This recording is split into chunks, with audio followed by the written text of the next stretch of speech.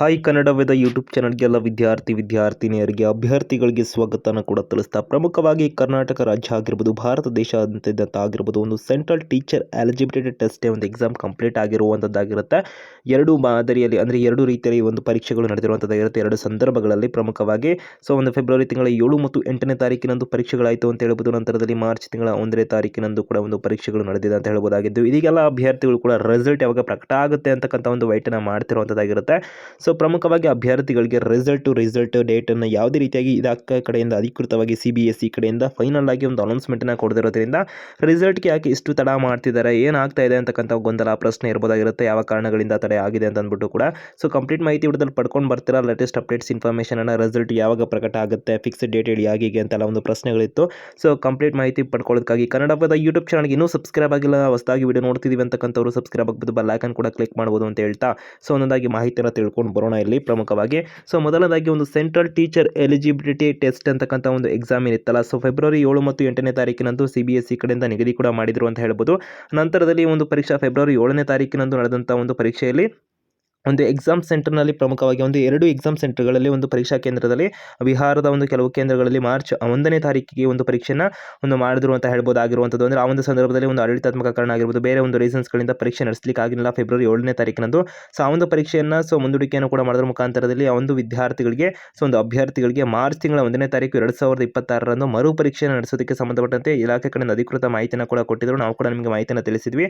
So ಅದು ಒಂದು ಪ್ರಮುಖ ಕಾರಣ ಅಂತ ಹೇಳ್ಬೋದಾಗಿರುವಂಥದ್ದು. ಸೊ ಒಂದು ಫೆಬ್ರವರಿ 7 ಮತ್ತು 8ನೇ ತಾರೀಕಿಗೆ ಆಲ್ಮೋಸ್ಟ್ ಅಭ್ಯರ್ಥಿಗಳಿಗೆ ಎಲ್ಲ ಪರೀಕ್ಷೆಗಳು ಕೂಡ ಕಂಪ್ಲೀಟ್ ಆಗಿದ್ರೆ ಎಲ್ಲ ಅಭ್ಯರ್ಥಿಗಳಿಗೆ ಒಂದು ಕೀ ಆನ್ಸರ್ಗಳು ಎಲ್ಲ ಈ ಒಂದು ಸಂದರ್ಭದಲ್ಲಿ ಪ್ರಕಟ ಆಗಿ ರಿಸಲ್ಟ್ನ ಒಂದು ನಿರೀಕ್ಷೆ ಕೂಡ ಇರಬಹುದಾಗಿತ್ತು. ಸೊ ಈ ಒಂದು ಪರೀಕ್ಷೆ ಏನಿತ್ತಲ್ಲ, ಸೊ ಅದೇ ಪ್ರಮುಖ ಕಾರಣ ಅಂತ ಹೇಳ್ಬೋದು. ಯಾಕೆ ತಡ ಆಗಿದೆ ಏನು ಎತ್ತಂತೆಲ್ಲ ಒಂದು ಪ್ರಶ್ನೆಗಳನ್ನು ಇಟ್ಕೊಂಡಿದ್ರಲ್ಲ. ಸೊ ಒಂದು ಫೆಬ್ರವರಿ ತಿಂಗಳ 7ನೇ ತಾರೀಕು ನಡೆದಂಥ ಒಂದು ಪರೀಕ್ಷೆ ಏನಿತ್ತಲ್ಲ, ಬಿಹಾರದಲ್ಲಿ ಕೆಲವು ಕೇಂದ್ರಗಳಲ್ಲಿ ಈ ಒಂದು ಪರೀಕ್ಷೆ ನಡೆಯಲಿಲ್ಲ. ಆ ಒಂದು ರೀಸನ್ನಿಂದ ಮಾರ್ಚ್ 1ನೇ ತಾರೀಕಿಗೆ ಅಲ್ಲಿ ಎಕ್ಸಾಮ್ ಆಗಿರುವಂಥದ್ದಾಗಿರುತ್ತೆ. ಸೊ ಆದ ರೀಸನ್ನಿಂದ ಉತ್ತರ ಒಂದು ಕೀಲಿ ಆಗಿರ್ಬೋದು, ಅಂದರೆ ಕೀ ಆನ್ಸರ್ಗಳು ಕೂಡ ಬಿಡುಗಡೆ ಆಗೋದಕ್ಕೆ ಸ್ವಲ್ಪ ವಿಳಂಬ ಆಗಿದೆ ಅಂತ ಹೇಳ್ಬೋದಾಗಿರುವಂಥದ್ದು. ಮತ್ತು ರಿಸಲ್ಟ್ನಲ್ಲೂ ಕೂಡ ಒಂದು ವ್ಯತ್ಯಯಗಳು ಆಗಿದ್ದಾವೆ. ಮತ್ತು ಸಾಕಷ್ಟು ಅಭ್ಯರ್ಥಿಗಳು ರಿಸಲ್ಟು ಯಾವಾಗ ಪ್ರಕಟ ಆಗುತ್ತಾ, ಹಾಗಿದ್ರೆ ನಾವು ಒಂದು ಕ್ಲಿಯರ್ ಆಗ್ಬೋದಾ, ಹಾಗೆ ಹೀಗೆ ಕ್ವಶನ್ ಮಾರ್ಕ್ ಇರುವಂಥದ್ದಾಗಿರುತ್ತೆ. ಒಂದು ಕ್ಲಿಯರಿಂಗಿನ ಒಂದು ಕ್ವಾಲಿಫೈಯಿಂಗ್ ಮಾರ್ಕ್ಸ್ಗೆ ಸಂಬಂಧಪಟ್ಟಂತೆ ಕೆಲವರಲ್ಲಿ ಪ್ರಶ್ನೆ ಇದೆ ಅಂತ ಹೇಳ್ಬೋದಾಗಿದ್ದು, ಸಾಮಾನ್ಯ ವರ್ಗದ ಅಭ್ಯರ್ಥಿಗಳಿಗೆ ತಿಳಿಸ್ತಿರೋದೇನೆಂದರೆ 60% ಅಂಕವನ್ನು ನೀವು ತಗೊಂಡ್ರೆ, ಅಂದರೆ 150 ಮಾರ್ಕ್ಸ್ಗೆ ಎಕ್ಸಾಮ್ ಏನಾಗಿತ್ತಲ್ಲ, ಅಂದರೆ ಅದರಲ್ಲಿ 90 ಅಂಕ ನಿಮ್ದೇನಾದ್ರು ಬಂದಂಥ ಸಂದರ್ಭದಲ್ಲಿ ಕ್ಲಿಯರ್ ಅಂತ ಹೇಳುವಂಥದ್ದಾಗಿರುತ್ತೆ. ನಂತರದಲ್ಲಿ ಅಭ್ಯರ್ಥಿಗಳಿಗೆ ಮೀಸಲಾತಿ ವರ್ಗ ಅಂತಕ್ಕಂಥದ್ದು ರಿಸರ್ವೇಷನ್ಗೆ ಸಂಬಂಧಪಟ್ಟಂತೆ OBC ಆಗಿರ್ಬೋದು, SC ಮತ್ತು ST ಕ್ಯಾಂಡಿಡೇಟ್ಸ್ಗೆ 55% ಅಂಕ ಬಂದಂಥ ಸಂದರ್ಭದಲ್ಲಿ, ಅಂದರೆ 150ಕ್ಕೆ 82 ಅಂಕ ಬಂದರೂ ಕೂಡ ನಿಮ್ಮನ್ನು ಕ್ವಾಲಿಫೈಡ್ ಅಂತ ಪರಿಗಣಿಸ್ತಾರೆ ಅಂತ ಹೇಳ್ಬೋದಾಗಿದ್ದು. ಸೊ ಇದೀಗ ರಿಸಲ್ಟ್ ಆಗಿದ್ರೆ ಯಾವಾಗ ಪ್ರಕಟ ಆಗುತ್ತೆ ಅಂತಕ್ಕಂಥ ಒಂದು ಪ್ರಶ್ನೆ ಹೊಂದಿರುವಂಥ ಅಭ್ಯರ್ಥಿಗಳಿಗೆ ತಿಳಿಸುವಂತಿದ್ದಾರೆ. ಸದ್ಯಕ್ಕಿರೋ ಮಾಹಿತಿ ಆಧಾರದ ಮೇಲೆ ತಿಳಿಸುವಂತಾರೆ. ಮೊದಲನೇದಾಗಿ ಕೀ ಆನ್ಸರ್ ಅಂತಕ್ಕಂಥದ್ದು ಇನ್ನೂ ಪ್ರಕಟ ಆಗಿಲ್ಲ ಅಂತ ಹೇಳ್ಬೋದಾಗಿರುವಂಥದ್ದು, ಅದು ಕೂಡ ವಿಳಂಬ ಆಗಿದೆ. ಸದ್ಯದ ಮಾಹಿತಿ ಆಧಾರದ ಮೇಲೆ ಕೀ ಆನ್ಸರ್ ಅಂತಕ್ಕಂಥ ಏನಿರುತ್ತಲ್ಲ, ಸೊ ಒಂದು CET ಬರೆದಿರ್ತಕ್ಕಂಥ ಅಭ್ಯರ್ಥಿಗಳಿಗೆ ಒಂದು ಫೆಬ್ರವರಿ ತಿಂಗಳ 7, 8ನೇ ತಾರೀಕು ಬರೆದಂಥ ಆಗಿರ್ಬೋದು, ನಂತರದಲ್ಲಿ ಒಂದು ಮಾರ್ಚ್ ತಿಂಗಳ 1ನೇ ತಾರೀಕು ಬರೆದಂಥ ಅಭ್ಯರ್ಥಿಗಳಾಗಿರ್ಬೋದು, ಕೀ ಆನ್ಸರನ್ನು ಮಾರ್ಚ್ ತಿಂಗಳ ಒಂದು 2ನೇ ವಾರದ ಒಳಗಡೆ ನಿರೀಕ್ಷೆ ಮಾಡಬಹುದಾಗಿರುವಂಥ ಸದ್ಯಕ್ಕೆ ಮಾಹಿತಿಗಳು ಇರುವಂಥದ್ದಾಗಿರುತ್ತೆ. ಮಾರ್ಚ್ ತಿಂಗಳ 2ನೇ ವಾರ 2026ರಲ್ಲಿ ಕ್ಯಾನ್ಸರ್ ಬಿಡುಗಡೆ ಆಗುವ ಎಲ್ಲ ಸಾಧ್ಯತೆಗಳು ಲಕ್ಷಣಗಳು ಕಾಣಿಸ್ತಿರೋದಾಗಿರುತ್ತೆ. ಹಾಗೆ ನಂತರದಲ್ಲಿ ರಿಸಲ್ಟ್ ಯಾವಾಗ ಮಾಹಿತಿನ ತಿಳಿಸಿ, ಫಿಕ್ಸೆಡ್ ಡೇಟ್ ಹಾಗೆ ಅಂತೆಲ್ಲ ಕೇಳ್ತೀರಿ.